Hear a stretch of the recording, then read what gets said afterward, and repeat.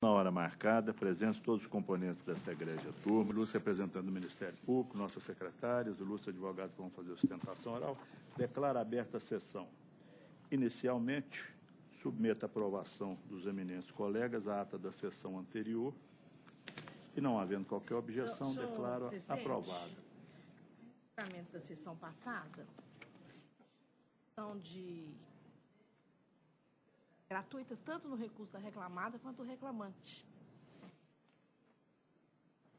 É o doutor Sebastião que levantou oralmente aí ficou no recurso, nega o provimento ao recurso interposto pela primeira reclamada, quando a gente tinha era que conhecer do recurso da segunda e só tirar o indeferimento da justiça gratuita. Foi o empregado, doutor Sebastião.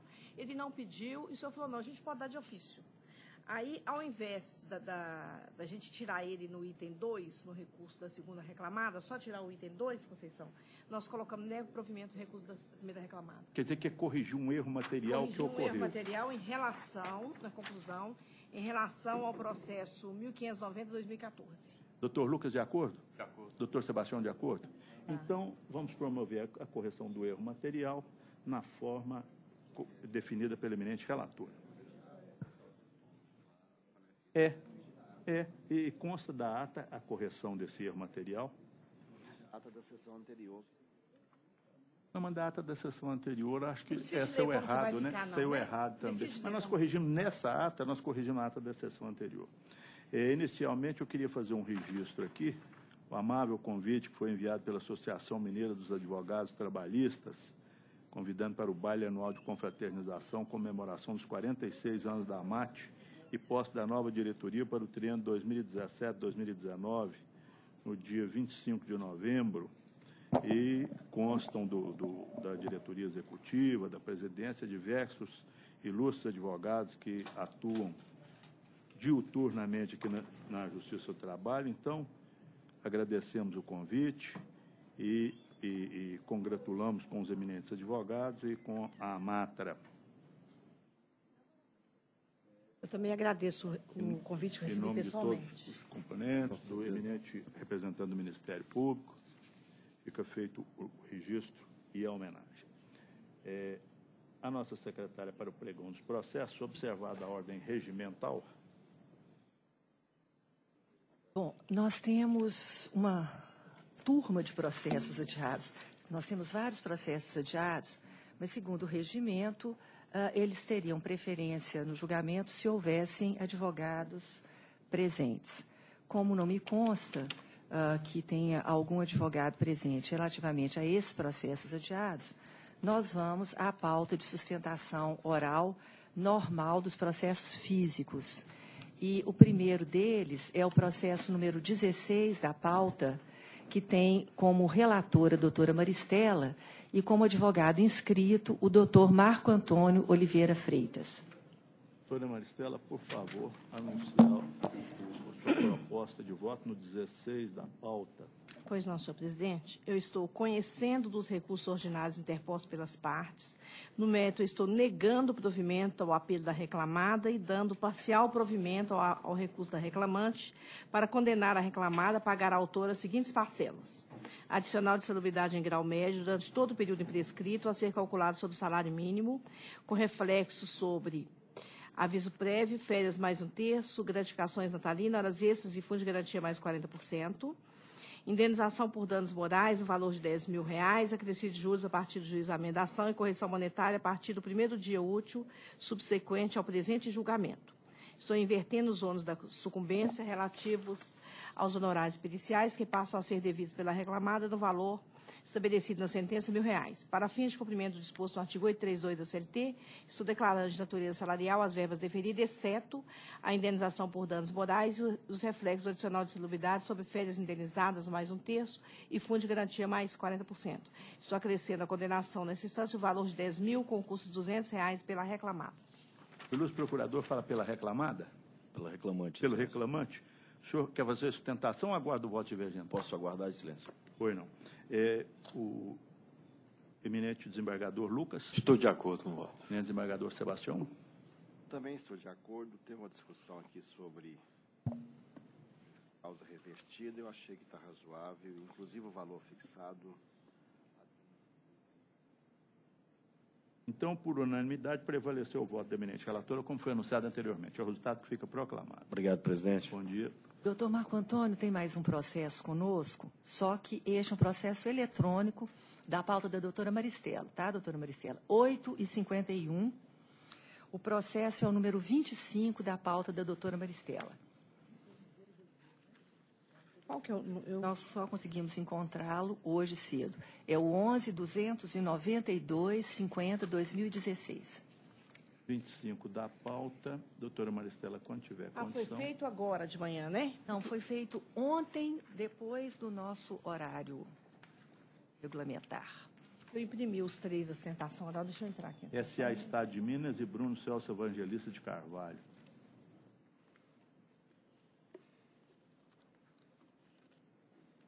Abriu.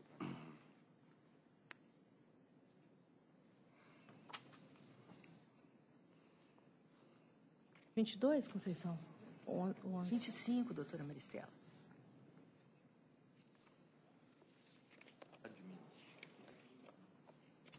O meu não abriu, não. Pronto, abriu sim. Bom, eu estou conhecendo do recurso interposto pela reclamada. No mérito, eu estou dando provimento parcial para determinar que seja utilizada a TRD como índice de correção monetária nos termos do artigo 39 da Lei 8177/91. Estou mantendo inalterado o valor da condenação porque ainda é compatível. Eu falo pelo reclamante? Sim, excelência. Eu poderia guardar também, excelência? Perfeitamente. Desembargador Lucas? De acordo. Desembargador Sebastião Geraldo? Também de acordo. Então, a unanimidade prevaleceu o voto da relatora, como foi anunciado anteriormente. Obrigado, presidente. Bom dia, bom trabalho. Dia, doutor. E será uma honra a participação de todos vocês lá na associação lá, cuja a minha pessoa está assumindo a presidência lá agora. Pois é. Obrigado, um abraço. Agradecemos a todos pelo convite. Próximo. Bom, nós temos agora uma inscrição feita para o processo número 6 da pauta física. Desculpe, para o número 7 da pauta física. O relator deste feito, nem eu estou sabendo, porque essa inscrição não apareceu na tela para nós, o relator é o doutor Jales. O processo número 7 da pauta física é o 957-2003-017. E o advogado inscrito e presente é o doutor Vitor Nogueira de Oliveira. 7 da pauta. Isso.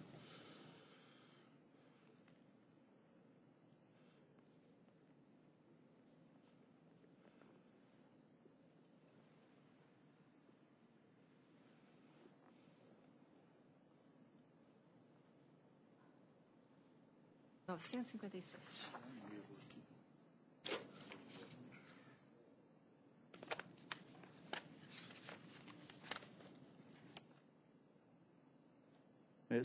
Sacolão Leonil Prata, Andressa Moreira Sabino e Comercial Virtual Limitada e outros. É isso, não é isso? É isso. Eu até estou pedindo aqui a confirmação dos eminentes componentes. Minha proposta é de conhecer do presente agravo de petição e, no mérito, negar de provimento, aqui, segundo o entendimento da douta maioria. Eu estou ressalvando meu entendimento pessoal quanto à prescrição intercorrente. Então, a proposta de voto é conhecer do agravo de petição e negar provimento. O ilustre procurador fala pelo... Sacolão. Pelo Sacolão. Então, o senhor tem a palavra, doutor. Excelentíssimo senhor desembargador relator, demais membros dessa egrégia turma, ilustre representante do Ministério Público, servidores, demais presentes, bom dia. Bom, esse agravo de petição, ele diz respeito à inclusão, não só do Sacolão, como de outras empresas, no polo passivo dessa reclamação que já vem se arrastando desde o ano de 2003, e a reclamante, em primeira instância, fez uma série de ilações, né, asseverando que a reclamada original estaria operando por meio de laranjas. Contudo, ela não conseguiu se desincumbir do ônus que lhe cabia nesse sentido. Todas as alegações que ela fez, ela simplesmente jogou ao léu sem trazer documentos que respaldassem esse entendimento.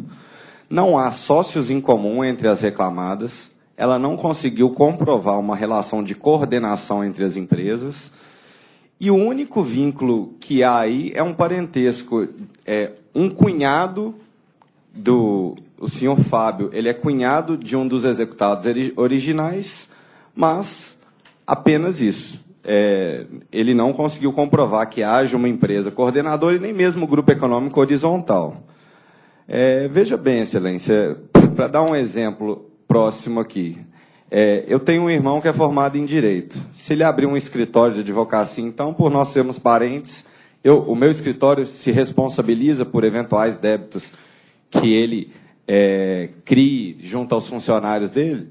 Data máxima vênia, não me parece razoável esse entendimento, impor um gravame tão sério como esse às empresas.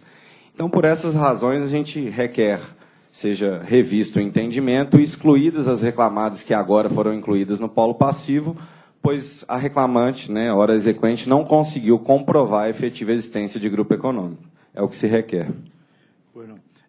No processo tem uma preliminar de nulidade por negativa de prestação jurisdicional que eu estou afastando, porque aqui no caso não pode ser constatada negativa nem reconhecida violação de dispositivos constitucionais e legais mencionados no recurso. A decisão, nesse ponto, não tem esse defeito.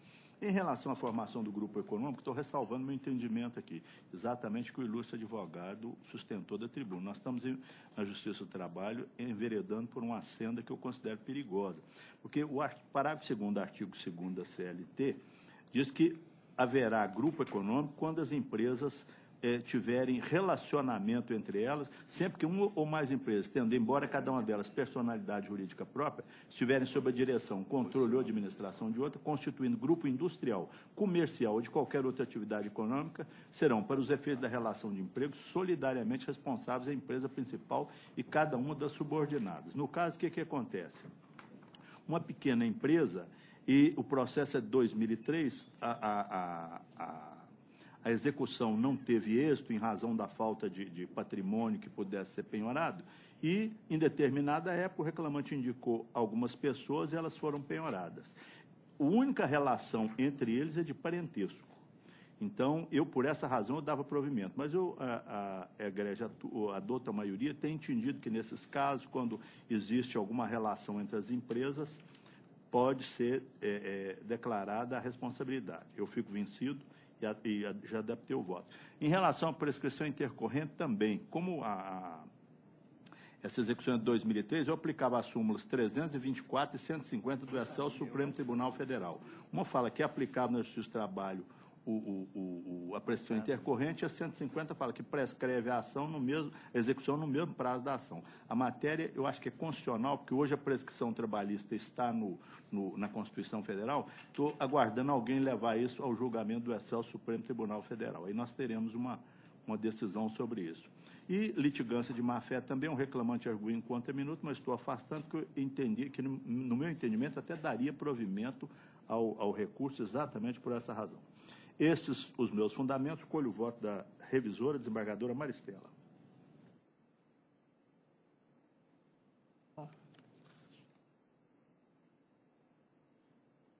Estou confirmando a decisão de primeira instância, entendendo que o Sacolão Leonil forma o grupo econômico com a ex-empregadora do exequente, porque são vários sacolões e são administrados e têm como sócios membros da mesma família, além de terem como objeto social o mesmo objeto social. Parece que tem que ele é administrado por um... Não é esse, não. Tem um que é administrado por uma pessoa só.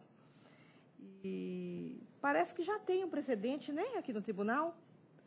Tem um precedente favorável ao que nós estamos sustentando da 7ª turma, que afastou o grupo econômico. Aqui, doutora Maristela, até transcrevi. No caso desses autos, as reclamadas são administradas e têm como sócio membros da mesma família, além de ter o mesmo objeto social, como consta dos documentos de folhas 788 e 856. Senhor presidente. Eu estou até com o da 7ª turma aberta aqui na minha frente. Eu vou pedir vista, vou me debruçar mais sobre esse processo. Doutor Lucas vai aguardar a vista. Vou aguardando. Eu ia pedir vista também, que eu fiquei com uma dúvida em relação a um ponto. Eu até coloquei aqui, rever.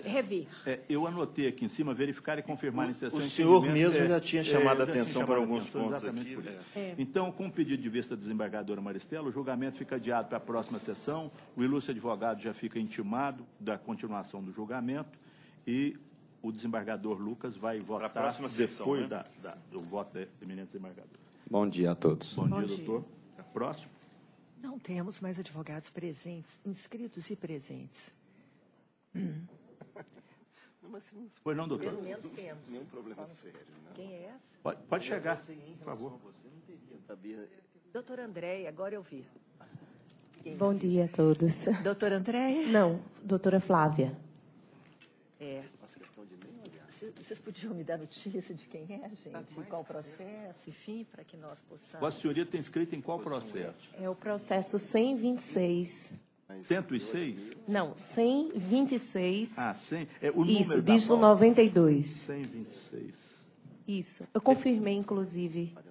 É processo impresso? Eletrônico. Eletrônico. Isso. Então, vamos lá. Processo eletrônico na pauta da doutora Maristela. O 126 aqui. Trata-se do número 126. É o número 1 da sessão de 8h51 da doutora Maristela. 126. Isso. Terceiro da listinha. Estamos abrindo. Pode proclamar, senhor presidente? Doutora Maristela, quando tiver condição, por favor. Tá. Eu estou recebendo a petição de ID 749925D como embargo de declaração e deles conhecendo. Estou dando provimento para declarar a nulidade do acórdão de ID F0E4B8C e dos atos processuais posteriores, inclusive da certidão de trânsito em julgado de ID 696B3D6, determinando ainda que, após a publicação deste acordo, o processo seja reincluído em pauta para novo julgamento do recurso ordinário.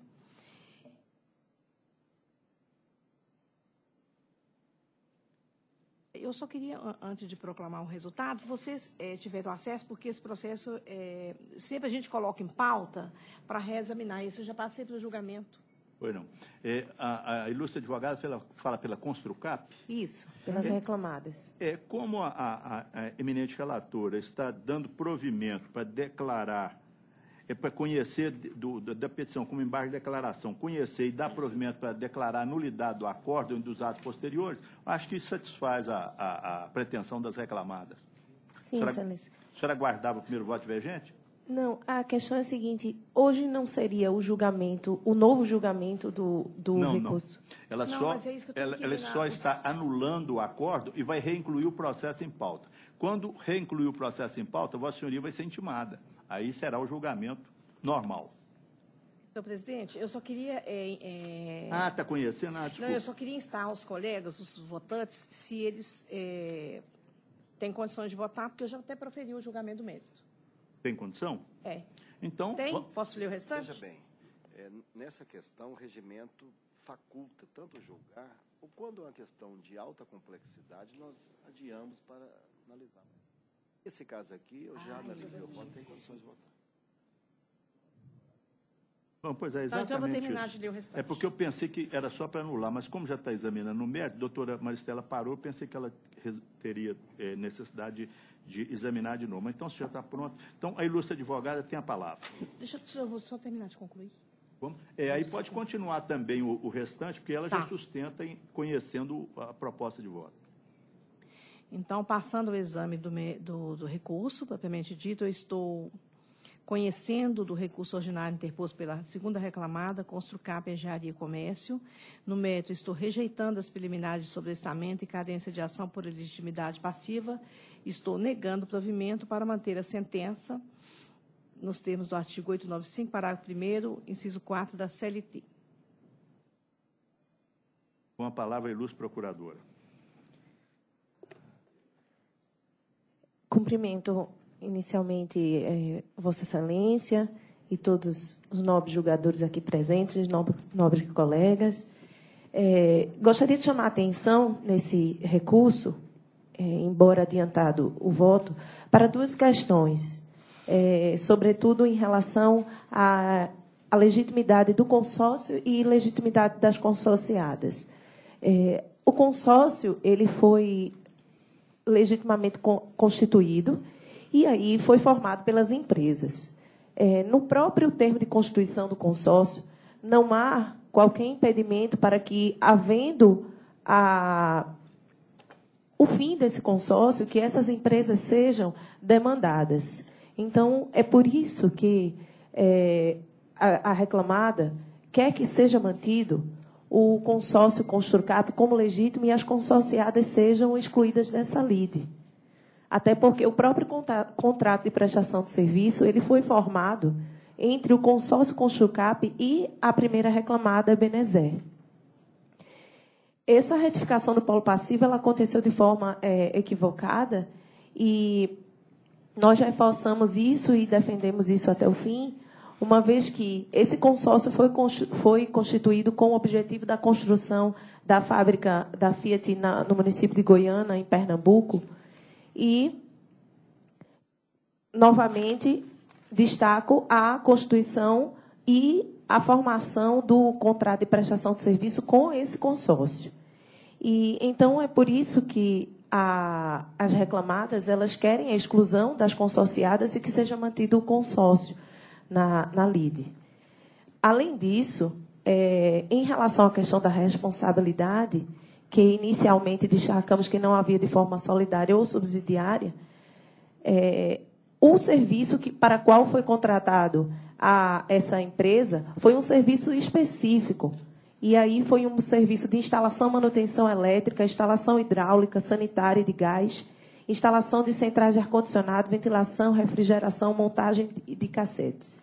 Esse serviço é um serviço específico que a própria Construcap não teria como realizar, o consórcio, no caso. E por isso que essa empresa foi contratada para que realizasse esse serviço específico. Ao haver a desconstituição do consórcio com personalidade jurídica, foi reconhecido o vínculo diretamente com a Construcap. E, mais uma vez, reforça esta recorrida que não pode a Construcap ser diretamente responsabilizada, havendo o consórcio formalmente constituído. Então, por esse motivo que venho aqui, mais uma vez, pedir para que seja revista essa situação e seja provido o recurso ordinário. Só uma indagação de matéria de fato, pois não. Se a ilustre advogada tiver condição de informar, o consórcio ainda, a personalidade jurídica dele ainda existe? Existe. Ele existe. Com a palavra, eminente relatora. Os processos são relativamente recorrentes, né? E nós já temos precedente aqui na turma. Eu estou entendendo que, nos termos do parágrafo 1º do artigo 278 da Lei 6.404, o consórcio de empresa não tem personalidade jurídica, motivo porque foi determinado, na primeira instância, a inclusão das consorciadas individualmente no polo passivo. Por conseguinte, eu entendo que há a possibilidade das acionadas serem individualmente integradas no polo passivo da demanda. E estou mantendo a sentença por seus próprios fundamentos. Pois não. O desembargador Lucas é o segundo votante? De acordo. Terceiro votante, desembargador Sebastião. Eu acho que essa é a solução jurídica, eu estou de acordo também. Então, a unanimidade prevaleceu o voto da eminente relatora, como foi anunciado anteriormente. O resultado fica proclamado. Obrigada, bom dia. Próximo. Bom, a sessão de 8h30 causa transtornos, doutor, mas, enfim, vamos lá. Nós temos agora, ainda na pauta da doutora Maristela, o processo número 8, que tem como advogado inscrito e presente o doutor Gustavo Rocha Miranda. É o 10.338. Processo número 8, um minutinho só que está abrindo aqui na tela.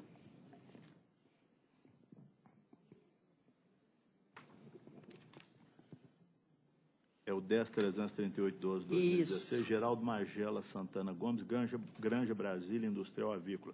A eminente relatora, quando tiver condição, pode anunciar sua proposta de voto.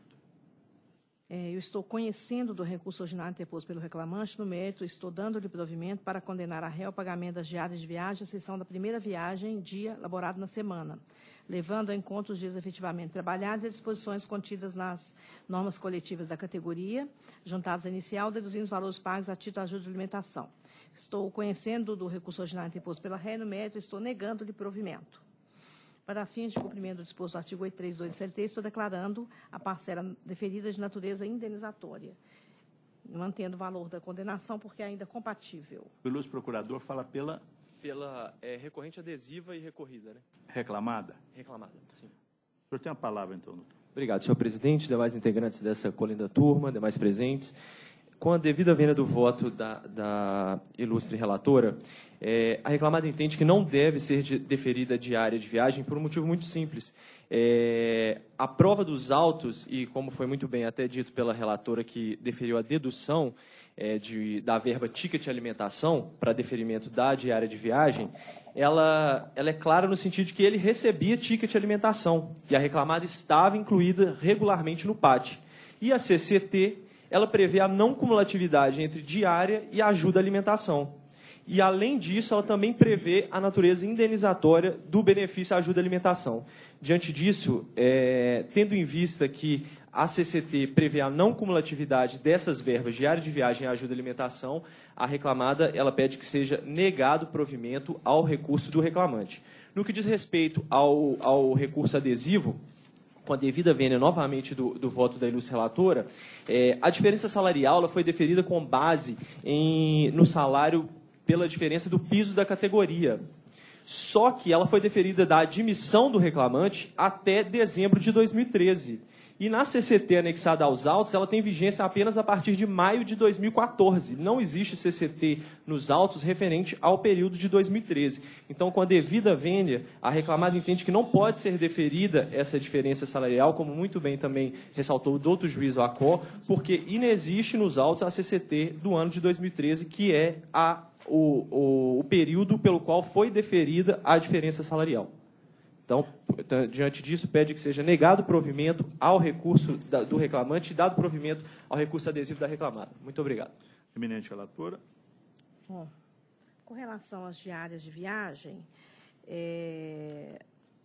eu estou aplicando a cláusula 13ª, que dispõe sobre a diária de motorista em viagem. E eu estou entendendo que o reclamante tinha direito a essas diárias e não aos tickets. Por isso, eu estou entendendo, sim, que ela não é acumulativa, mas estou determinando a dedução. Então, o valor fixado a título de diária de motorista, que é do caso do reclamante, é superior aos valores que a reclamada deferia. Então, por conta disso, eu estou deferindo essa parcela e mandando deduzir o que ele recebeu a título de tickets. Com relação à diferença salarial, apesar de não ter sido juntado na inicial as convenções coletivas de todo o período, o reclamante indicou, ele fez um quadrinho na inicial indicando o salário do motorista de caminhão truque. É truque ou truque? Truque. Truque. E a reclamada não impugnou. Então, se ela não impugnou aqueles pisos, eu entendo que é de se manter a sentença que, com base no antigo artigo 302 do CPC, entendeu não impugnado especificamente os pisos salariais indicados na inicial. E mantendo por esse fundamento, embora proceda a alegação da tribuna que não foram juntados os controles, as convenções coletivas, todo o período contratual. Desembargador Lucas é o segundo votante. Também de acordo. Terceiro votante, desembargador Sebastião. Também de acordo pelos fundamentos. Então, a unanimidade prevaleceu o voto da eminente relatora, como foi anunciado anteriormente. O resultado fica proclamado. Obrigado. Bom dia, doutor. Doutor, o senhor tem um processo adiado? Um adiado. Então, nós vamos agora à sessão de PJE do doutor Jales, que é a sessão de 8h48. E vamos encontrar o processo 11.083. Que número que ele é? Vamos ver. É o 43. 43, um minutinho só, por favor, que está abrindo aqui. 43, aliás, é o primeiro que aparece. Por isso que eu achei essa facilidade, senão também estava procurando.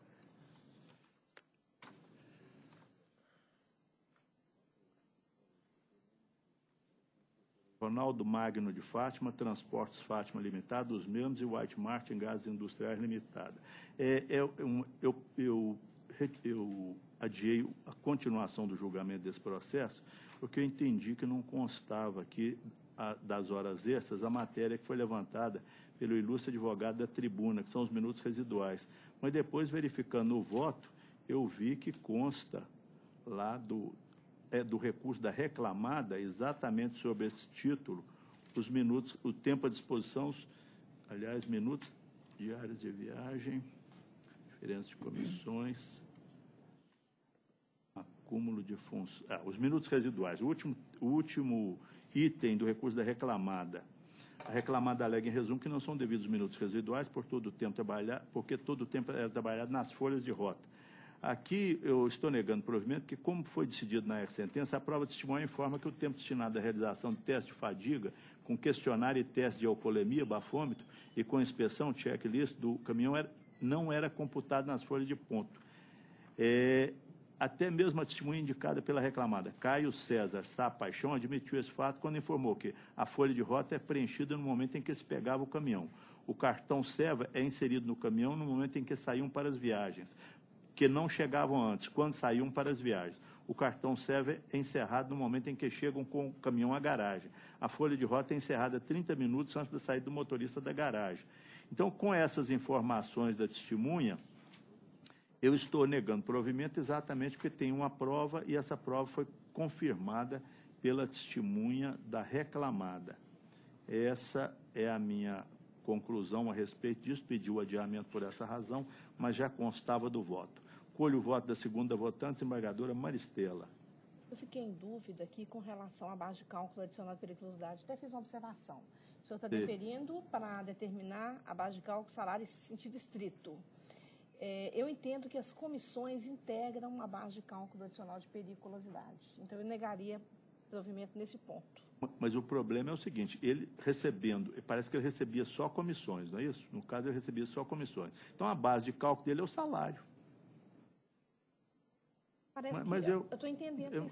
Deixa eu dar uma olhada, que pode ser que tenha, são muitos, esse processo foi, esse voto está feito há muito tempo. Adicional de periculosidade, a reclamada alega, em resumo, que as comissões não devem compor a base de cálculo adicional de salubridade, porque o salário básico não é o mesmo da remuneração, como indica a súmula 91.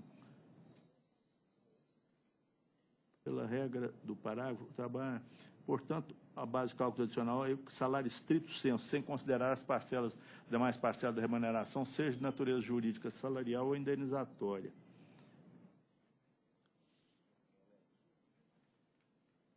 A sentença determinou que seja considerado como base de cálculo as comissões e não apenas o salário contratual. Portanto, houve condenação do adicional de periculosidade incidente sobre parcelas não consideradas do salário básico que a lei não prevê, como visto acima. Dou provimento para restringir o cálculo do adicional de periculosidade ao salário estrito sensu. Então, divergência da doutora Maristela nesse ponto. Colho o voto do desembargador Lucas. Senhor presidente, eu, em princípio, estava acompanhando o voto do relator, mas, melhor, levando em consideração a questão, nesse caso aqui, que tinha o pagamento das comissões e dos quilômetros rodados também, né? Eu estou entendendo que o melhor seria manter a sentença nesse ponto. Eu peço vênia para um voto nesse sentido. Então, nós vamos excluir o item 2. Restringir o cálculo adicional de periculosidade ao salário, né? Nós vamos excluir esse item 2. Eu faço processo, deixa eu salvar aqui, o processo número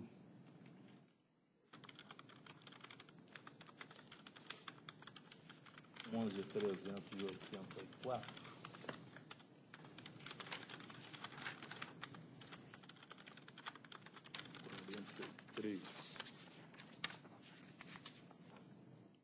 (43)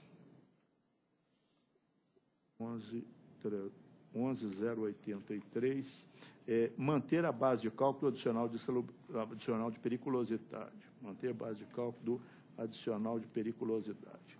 Então, com essa alteração, eu faço a adaptação, com essa alteração, a conclusão é rejeitar a preliminar de inadmissibilidade parcial, conhecer de ambos os recursos ordinários, no mérito, dar provimento parcial ao apelo da reclamada para determinar que na apuração da duração da jornada de trabalho seja utilizada a média aritmética daquela informada nos relatórios e folha de rota anexados ao processo. O item 2 foi excluído. Do provimento parcial ao apelo do reclamante para determinar que na apuração do valor das horas extras, deferidas por falta de concessão regular do intervalo entre a jornada, seja adotado o valor integral, hora normal mais o adicional, excluída nessa parte a aplicação da súmula 340/TST, mantido o valor aplicado da condenação, porque ainda é compatível. O resultado fica proclamado. Obrigado, excelências. Bom dia. Bom dia, doutor. Bom dia. Próximo. Doutor, o senhor ainda pretende assistir o 13 da pauta do doutor Lucas? É o senhor? Não, né? Então tá. Então, vamos adiante. Doutora Cíntia. É a próxima sustentação oral. Doutora Cíntia falará no processo 39 da sessão do doutor Jales, que é às 8h48, PJE. 39. 39, sessão de 8h48. 39.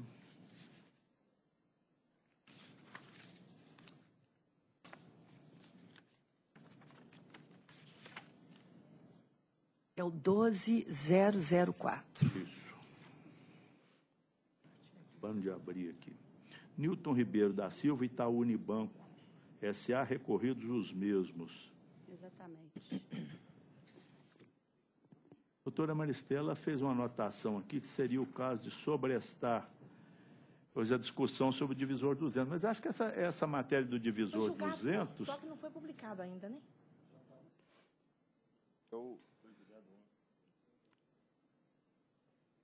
Pois é, prevaleceu 200. 200 e 180. Então, acho que não é o caso sobre essa tamanho, não. Já foi julgado. Tá. Né? Julgado no colendo TST. E a tese prevalecendo já tem a síntese dela. Manteve aquela.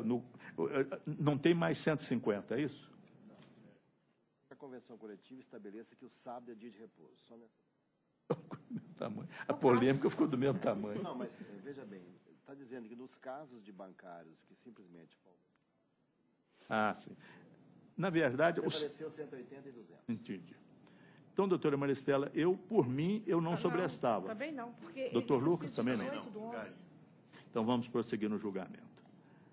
O voto é longo, como acontece nas reclamações de bancários, e a conclusão também. Conheço de ambos os recursos ordinários, ao apelo do reclamante, dou provimento parcial para declarar a prescrição parcial das parcelas vencidas anteriormente à data de 14/12/2010 e acrescentar a condenação. 1. As diferenças salários decorrentes da falta de concessão integral do reajuste previsto na Convenção Coletiva de 96/97, que forem apuradas em liquidação de sentença no período não prescrito, com os reflexos vindicados no pedido. Ressalvo que fico vencido nesse ponto. Os reflexos da ajuda à alimentação em horas extras, gratificação natalina, férias com terço, aviso prévio, fundo de garantia e respectiva multa de 40%. Ficou vencido em parte o relator, que mantinha a respeitável sentença. Ao apelo do reclamado, para excluir da condenação os reflexos das gratificações natalinas dos prêmios recebidos ao longo do período contratual não prescrito. 2. A indenização equivalente ao triplo do último salário a título de premiação, entre parênteses, festa de 30 anos. Também fiquei vencido em parte porque ampliava o provimento. Para efeito de incidência da contribuição previdenciária, fica declarada a natureza salarial das parcelas acrescentadas à condenação, ressalvados reflexos em férias indenizadas acrescidos de 1/3, depósito do FGTS, respectiva multa de 40%. Mantido o valor aplicado da condenação, porque ainda é compatível com a palavra ilustre procuradora que fala pelo... Reclamante. Pelo reclamante. Pelo reclamante, recorrente. Ambos são recorrentes, né? Bom dia a todos, senhor presidente, demais membros julgadores, ilustres representantes do Ministério Público. A minha sustentação ela vai se pontuar basicamente sobre a questão da 7ª e 8ª hora, considerando que a sentença de primeiro grau entendeu que o reclamante exercia efetivamente cargo de confiança, quando, na verdade, restou provado pelos depoimentos das testemunhas levadas a rogo pelo reclamante, considerando também que a reclamada não fez prova nesse sentido, de que efetivamente o reclamante ele exercia função eminentemente técnica. Toda e qualquer autorização, qualquer concessão de empréstimo, de cartões feitos aos clientes da reclamada, ele somente era feito considerando as autorizações, seja de um superior hierárquico, seja do próprio sistema do banco. Então, nesse sentido, a função que ele efetivamente realizava era meramente técnica e não de cargo de confiança, não exercia qualquer fidúcia. E aí, nesse sentido, nós pedimos, né, a reforma da decisão de primeiro grau para incluir, então, o pagamento de horas extras excedentes da sexta jornada, considerando a função do reclamante como função técnica, como de bancário. Em relação à ajuda à alimentação, eu peço desculpas ao presidente, porque ele mencionou alguma coisa no relatório da ajuda à alimentação. Não, ajuda à alimentação não. Não, tá. Então, em relação à ajuda à alimentação também, a sustentação é no sentido de integrar, né, e dar a natureza salarial a essa verba, considerando que, apesar da reclamada alegar em defesa que ela era inscrita no PAT, ela somente se inscreveu no ano de 2008. E isso consta nas folhas 1017 dos autos juntados pela própria reclamada. Então, considerando que o reclamante foi admitido em 1983 e a reclamada somente se inscreveu no PAT em 2008, essa verba já havia sido integrada ao salário dele e, efetivamente, como incorporada como de natureza salarial e não como de natureza indenizatória. Então, nesse sentido, também, o RO para pedir a reforma da sentença e incorporar a ajuda à alimentação com a natureza salarial. Sem mais, Excelência. Obrigada. Em relação à parte principal aqui da sustentação oral, é em relação às horas extras. Sim. A matéria comum, ambas as partes recorreram nesse ponto.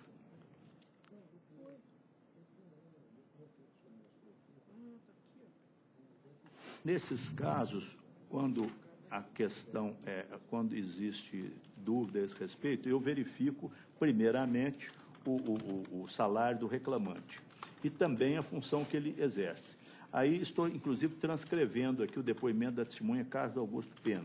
O reclamante era gerente operacional, administrando a parte operacional da agência. O reclamante estava subordinado ao gerente regional de Varginha e atualmente está em Belo Horizonte. Não havia superior hierárquico ao reclamante na agência.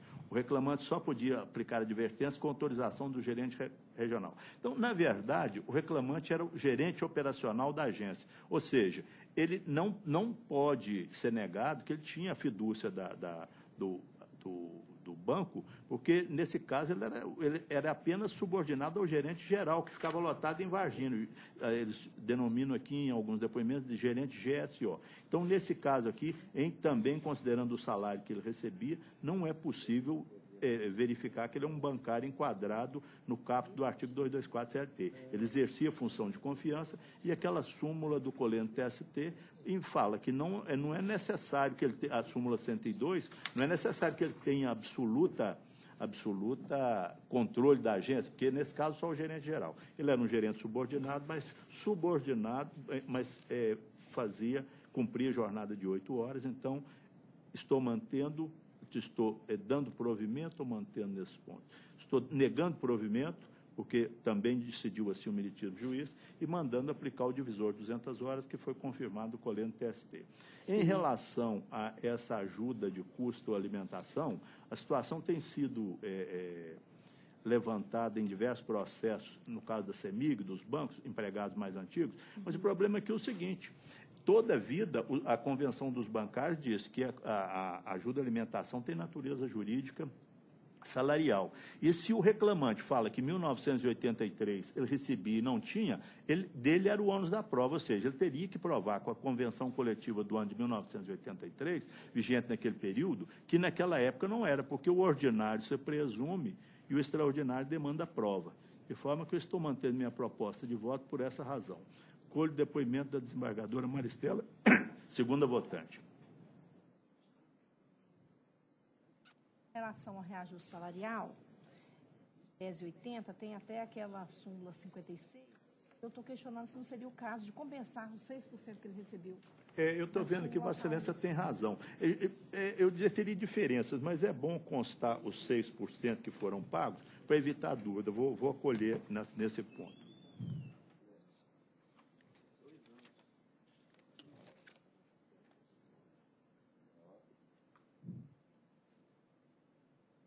também uma divergência parcial em relação à premiação. Eu estou mantendo a sentença, porque ficou provado pela prova oral que o reclamado premiava seus empregados com 30 anos de trabalho com um relógio de ouro. Na verdade, eu acho que até banhado de ouro, fala relógio de ouro e ações. E o reclamante cumpriu esse requisito e não lhe foi deferida essa vantagem. E essa questão já está pacificada, inclusive, na SDI. Eu citei aqui um julgado, e o julgado fala especificamente do Banco Itaú. E com relação aos reflexos dos prêmios, eu estou excluindo, o senhor excluiu nos 13º, eu estou excluindo sobre o fundo de garantia. Excluir os reflexos dos prêmios. Apenas sobre o fundo de garantia, 10º, salários e domingos. Está excluindo sobre o FGTS, gratificação natalina e domingos, é isso? E repouso. Eu só excluo nessas parcelas. O senhor Pois parece que então, sobre o FGTS, vou anotar aqui, gratificação natalina e repousos. Só um minutinho, deixa eu ver se é só Foi isso. não.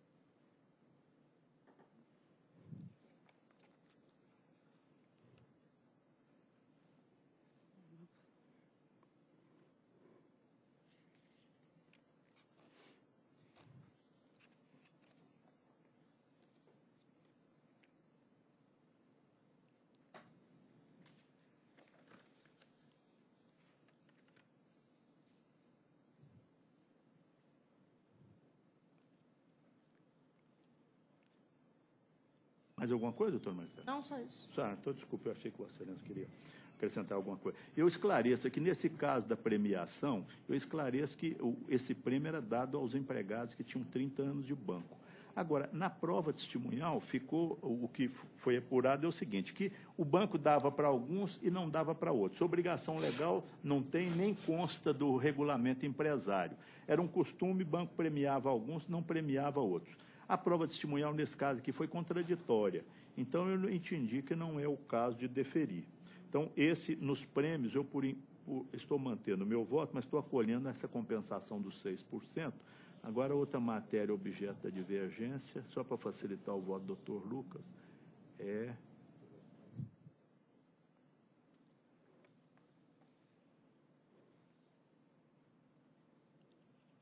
o reflexo dos prêmios. Não, também estou acolhendo, não há divergência, acolho também. Então, doutor Lucas, eu estou acolhendo parcialmente a divergência, menos em relação a essa premiação. Então, eu estou acompanhando o voto do relator, pedindo vênia, e principalmente em relação ao salário e utilidade que foi defendido da tribuna, da alimentação, o senhor já está considerando no voto aqui, ressalvando a posição do senhor e determinando o reflexo do salário e utilidade, né? Já foi considerado no voto. Eu estou acompanhando integralmente. Pois é, eu excluía, né? O meu entendimento era de excluir, mas eu acho que o ônus da prova era dele. Aqui foi no 2, os reflexos da ajuda à alimentação, às vezes, gratificação natalina. Então, a doutora Maristela também está acompanhando o voto adaptado. E aqui, doutor Lucas, a minha divergência não é em relação à aplicação do direito, não, é natureza processual. Quando o reclamante fala, não, em 83 ele não estava previsto, eu acho que ele teria que provar, esse seria o fato constitutivo. Doutora Maristela também? Doutor Jales, eu vou acompanhar o senhor, isso não precisa desadequar, não, porque normalmente as convenções, o senhor falou bem isso, lembrou bem isso, as convenções coletivas dos bancários atribuem natureza indenizatória. E o ônus da prova era o reclamante, é aquele mesmo caso da Caixa e da CEMIG, da Caixa e CEMIG, da CEMIG. É a mesma hipótese da CEMIG, eu vou acompanhar o senhor. Então, tem que fazer a desadequação. A desadequação. Então, nós vamos acrescentar no provimento do voto do reclamado a exclusão desses... É o item 2, exclusão do item 2, reflexo da ajuda à alimentação. Vai prevalecer, então, a meu entendimento. Ajuda à alimentação. Doutor Lucas vai ficar vencido nessa parte. Então, com essa adaptação, o resultado fica proclamado, eu faço a adaptação. Muito obrigada, senhores. Bom dia. Doutora. Senhor presidente, só para corrigir a informação que eu passei, agora eu vou passar oficial, que prevaleceu no TST sobre bancário foi o seguinte, ó. Divisor aplicável para cálculo das horas extras do bancário, inclusive para submeter jornada de 8 horas, é definido com base na regra do artigo 64 da CLT, sendo 180 e 220 para a jornada normal de 6 e 8 horas. A inclusão do sábado como dia de repouso semanal, no caso do bancário, não altera o divisor, em virtude de não haver redução do número de horas semanais trabalhadas. E ainda acrescentou aqui, pelo voto prevalente do ministro-presidente, decidiu-se que as convenções de acordo coletivo dos bancários, no caso concreto, não deram ao sábado natureza de repouso semanal remunerado. Quer dizer que, então, na verdade, hoje nós temos dois divisores, 180 e 200, para o efeito para os bancários. Então, nós não vamos poder deferir em dobro nem condicional de 100% de trabalho ao sábado. Quer dizer que meu entendimento prevaleceu. Eu? Então, são duas consequências, o divisor e o adicional sobre o sábado, não é em dobro mais.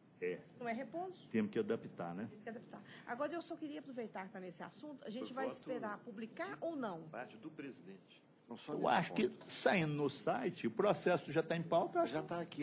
Pois é, mas então a gente já pode tirar os outros do armário? Pode, porque colocou aqui. A tese fixada foi esta. Então, está aqui os 5 itens da tese.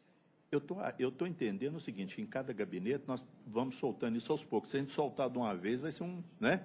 Então, à medida do possível... Vamos fazer uma sessão especial. Uma sessão extra. E determinou que fosse enviado à Comissão de Jurisprudência para rever a súmula.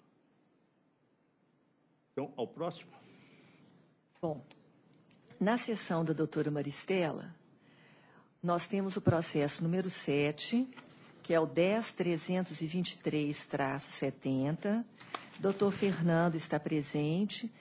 Me parece que esse processo teria sido retirado de pauta já há algum tempo. Não, não foi, não.